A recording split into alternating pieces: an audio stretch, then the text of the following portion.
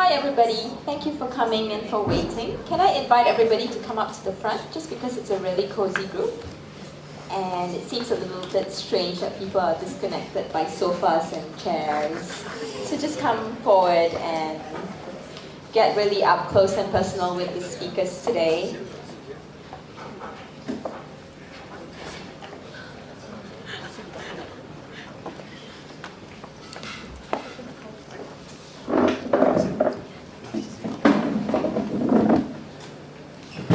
Come right up, we won't bite, we promise. We might give you biting ideas to take home, but we won't bite, right, guys? There's a seat right here.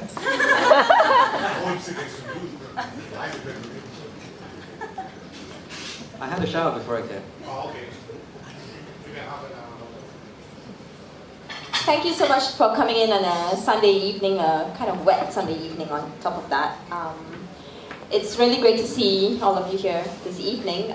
This is just the Nutcraft's 4th Found in Conversation event. And the purpose behind Found in Conversation is to try and connect people with ideas and personalities. We've had 3 others before this. We did Found in Conversation in politics, in education, and in showbiz. So we're really happy that we're able to host tonight's event on eco-friendly living. Our venue sponsor is Leonardo's, who provided the food and the drink that you've been having. So thank you, Leonardo's, and thank you, Ashley, for being so generous and gracious about hosting every single Found in Conversation that we've had. We have 3 people in the panel today who are really passionate about making a difference in some way to the planet that we live on. So let me introduce the first. She's on my left. Kelly Tai is the co-founder and the CEO of Just Life Shop, which some of you may know is an organic retail shop. It opened its first organic shop in 1999, more than 10 years ago, when organic was still very new to Malaysians, I believe. And 5 years ago, Just Life became the first government-approved organic retail franchise, and today it has 8 outlets throughout the peninsula, and it's growing, yeah? It's growing organically, she says. Kelly's an accountant by training and has had more than 10 years of experience in international banking and accounting, mostly in Singapore. Yeah? And she spent 16 years living overseas, and as a result, gained insights into different cultures and into the organic industry in the international market. So thanks, Kelly, for taking time off to be with us on this Sunday evening. Our second panelist is Steve McCoy, sitting on my far left. Thanks, Steve, for making it. Yeah. Steve is the initiator of Green Drinks Kuala Lumpur. Some of you actually attend Green Drinks Kuala Lumpur, right? And you know Green Drinks. And Green Drinks is an event, for people who don't know. It's an event where people get together, guess what, over drinks. To network, share ideas, and listen to different perspectives about creating a more sustainable world. It started in the UK in 1989. And today, thanks to Steve, KL is one of the 400 cities in the world where Green Drinks takes place on a monthly basis. Where's the next Green Drinks event going to happen, Steve? When? Next Tuesday. The next one is next Tuesday. It's always the last Tuesday of every month. Yeah, and what's the venue? It's we're now at the apartment KLCC. Okay, lovely. So put that in your calendar if you're interested in having drinks and talking about the environment. But more than being the Green Drinks initiative for our city, Steve is the founder and principal of Counterpoint, which is a consultancy that provides support services on sustainability to corporations, governments, and non-profit organizations. Academically, Steve read medicine, music, and theology at London and Cambridge, and thank God for all of us, he did not do it all at the same time. Before this, he was probably best known as being the CEO of Force of Nature.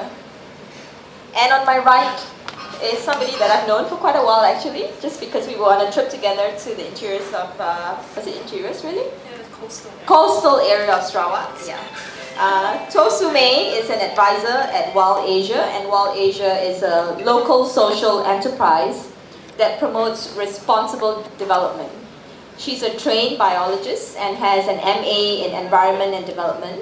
She now specializes in the social aspects of development and natural resource management. Her current experience focuses on the understanding and use of international sustainability standards, for example, the Forest Stewardship Council and the Roundtable for Sustainable Palm Oil. I believe somebody else is from that initiative. And prior to Wild Asia, Sume also sampled, among others, and listen to this, being an assistant editor for an environmental business magazine, and she was also a farm worker. Yeah, if you want to know what that's like, speak to her after the event. She says that she enjoys deconstructing the norms of modern life, and we'll get a chance to find out what this means in a while. So thank you all three of you for being here tonight. And let me start by asking the first question to all three of you, and then we'll take it from there. You know, we've had these kinds of terms: environmental protection, saving the planet, climate change. We know there's some amount of fatigue with regards to these taglines, despite the urgency of the environmental issues that we face. How can we make people care, and what creative and innovative ways can we use? Maybe I can start with Kelly. Yeah.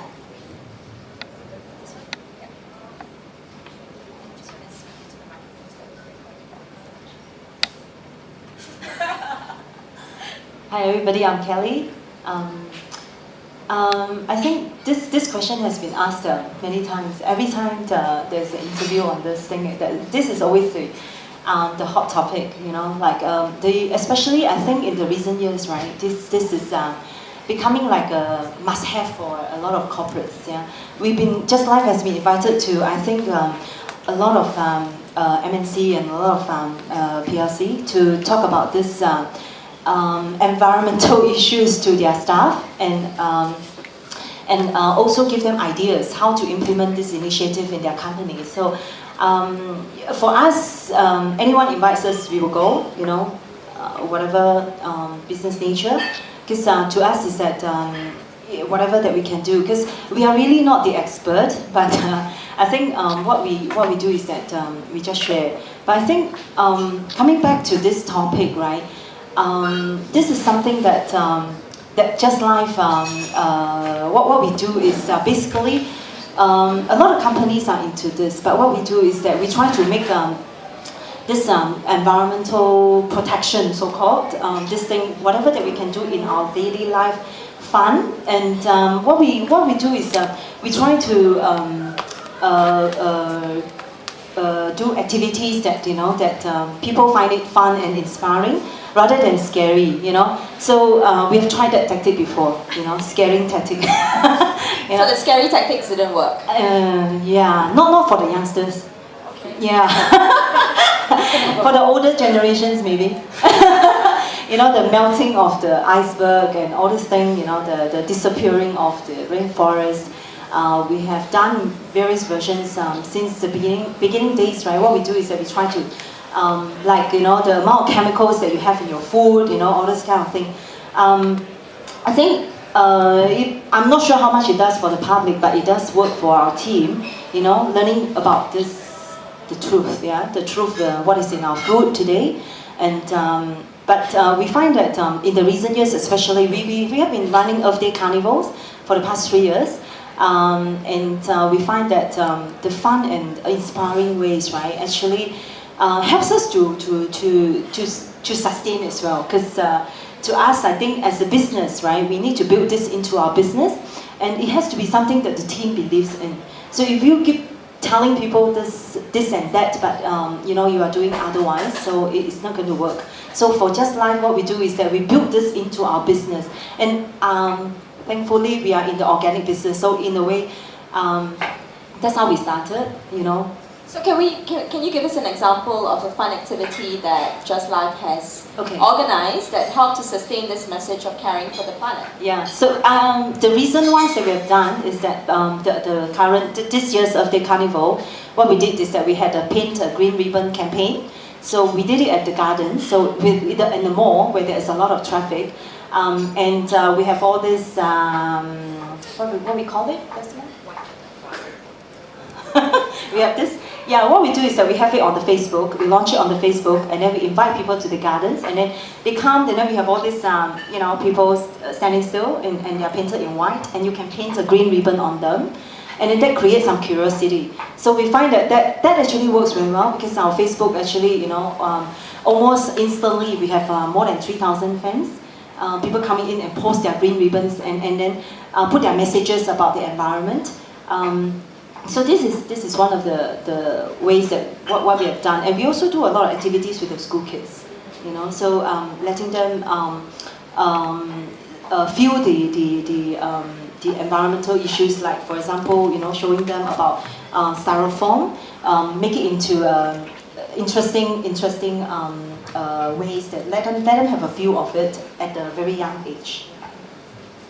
So let's talk about the email conversation that we had before this event, where you very candidly criticized the use of the term eco-friendly, saying, for example, that Wild Asia promotes responsible, not eco-friendly tourism. How does using one phrase over another make a difference in how we would approach the issues of sustainability? A lot. Going back to the fatigue, I think there's so much use of green this, eco that. And I think there's starting to be a lot of disbelief and mistrust of all these different terms and words, and so people start to switch off. But that's not why we don't use eco-friendly. And there's so many things to this. When you say eco, for example, okay, what do you think of? Somebody. What do you think of when you hear eco? Planet. What else? Environment, forest. Okay, but if you think of so we promote what we call responsible tourism, right? When you think of a tourism destination or a tourism operation, apart from the eco, what else is involved in that to make that operation sustainable, that tourism resort or whatever? People. Right? So when you say eco, I think, as all of you said, it's a planet, it's a forest. Where's the people? So sustainability is holistic, and it's not just the people as well. It's a people, yes. It's how you operate to sort of minimize your impact on your immediate surroundings, and how you operate to make sure that you're not going to pay your workers slave wage, or so it's respecting those rights as human beings. Also, that when you're actually starting a tourism development, for example, you're not just going to go there and start building a resort without knowing who's around you or how your resort is going to affect those people around who were there before you were actually there. You have to get their consent for your operations there, right? So that you have their buy-in. You have their buy-in. Yeah, to operate there. Basically, your right to operate there, right? Because you're not there as a standalone. You affect other people around you as well. So it's more than just eco. It's all of those things. It's people. It's relationships. But the other thing as well is you can't. It also goes beyond that, because then you got to think, okay, now I've got this eco resort. I've got a good relationship with the villagers around me. I pay my workers well. But then, okay, how are you going to get your business in? So it's also thinking about that supply chain. Okay, so you might be sort of linking up with a tour operator who actually specializes in more responsible tourism type of packages, and roping them in. So then they have this sustainable business. And once you have this, as a business, you need revenues to come in. You need to make a profit to make it sustainable, right? And once you have that whole system working, and then your workers have actually wages, and people around you actually benefit. But for most people, that's a lot of thinking to be doing before you buy a product, for example, or decide on what kind of soap you want to use, for example. To kind of think about it in that kind of systemic way is really a lot of work that most people do not have the time or energy or capacity for, right? How do we do that kind of bridging? Right now, I think people are happy to buy a product that has a label on it that says eco-friendly. Yeah.